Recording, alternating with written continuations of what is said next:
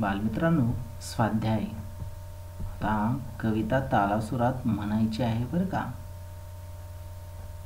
आणि कविता म्हटल्यानंतर मला सांगा, नखे वाढल्याने काय होते? नखे वाढल्याने नखामध्ये घाण शिरते. घाण शिरल्यानंतर जंतू पोटात जातात आणि पोटात गेल्यानंतर पोट दुखायला लागते. मग दवाखान्यात जावं लागतं. आजारी पडल्यामुळं डॉक्टर गोळ्या औषधं देतात, इंजेक्शन देतात.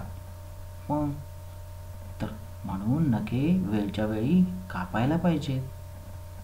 तुमच्या घरातली स्वच्छतेची साधनं सांगा. घरामध्ये कोणकोणती स्वच्छतेची साधनं आहेत?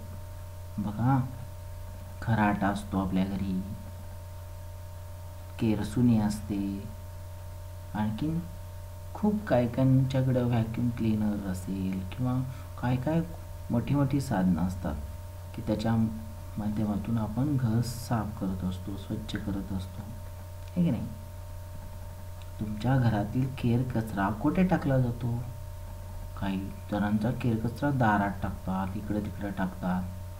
पण केर कचरा कुठे टाकायचा असतो? कचरा कुंडीमध्ये टाकायचा असतो. आणि ती कचरा कुंडी परत त्यातला कचरा नेऊन काही जण उकिरड्यावर टाकतात, गावाकडची लोक, आणि तो तिथं खत तयार होतं. काही जण काय करतात, शहरातील लोक येणाऱ्या घंटा गाडीमध्ये कचरा टाकतात आणि त्यातून तो कचरा सगळा घेऊन ती गाडी जाते. घरातील केर कचरा घराबाहेर टाकताना कोणती काळजी घ्यायला पाहिजे? कोणाच्याही दारात घाण करू नये. कचरा हा कचरा कुंडीत टाकावा आणि लांब नेऊन टाकला पाहिजे, तोही उकिरड्यामध्येच. तर आपले दात घासूया, आपले घर झाडूया, आपले कपडे धुवूया.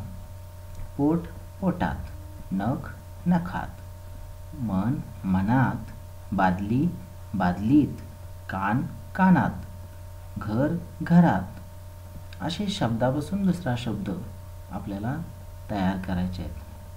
लक्षात आलं? जसं शाळा शाळेत, ठीक आहे नाही? असे शब्द तयार करायचे. घरात केर झाल्यावर काय कराल? घर झाडून काढायचं. केर काढल्यावर काय कराल? तो केर सुपलीत भरायचा, नंतर कुंडीत टाकायचा, कचरा पेटीत टाकायचा. नखे वाढल्यावर काय कराल? नखे कापूया. लक्षात आलं? आपण स्वच्छ राहण्याची काळजी घेऊया. घर परिसर स्वतः स्वच्छ आणि नीटनेटकं राहूया.